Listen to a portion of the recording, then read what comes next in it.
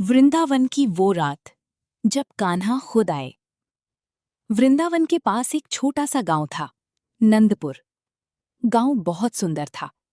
चारों तरफ हरियाली, गायों की घंटियों की आवाज, सुबह मंदिर की आरती और शाम होते ही यमुना किनारे दीपों की रोशनी।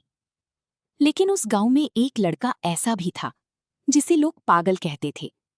उसका नाम था माधव। माधव बचपन से अनाथ था।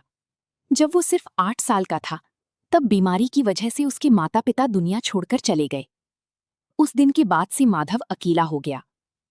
गांव वाले कभी कभी उसे खाना दे देते, लेकिन ज्यादातर लोग उससे दूरी बनाकर रखते, क्योंकि माधव हर समय सिर्फ एक ही बात करता था, कान्हा आएंगे।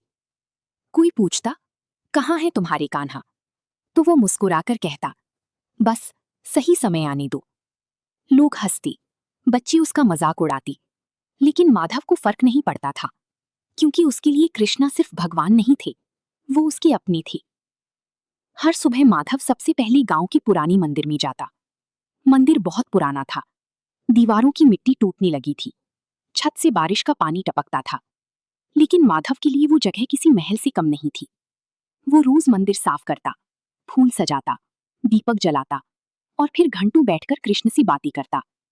हाँ, बातें जैसी कोई अपने दोस्त से करता है।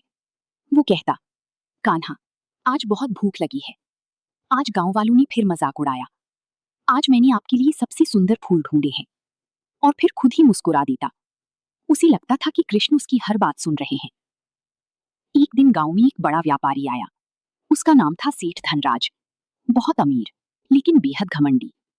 उसने गांव में एक बड़ा घर बनवाया और धीरे धीरे लोगों पर अपना रौब जमाने लगा। गांव वाले उससे डरते थे।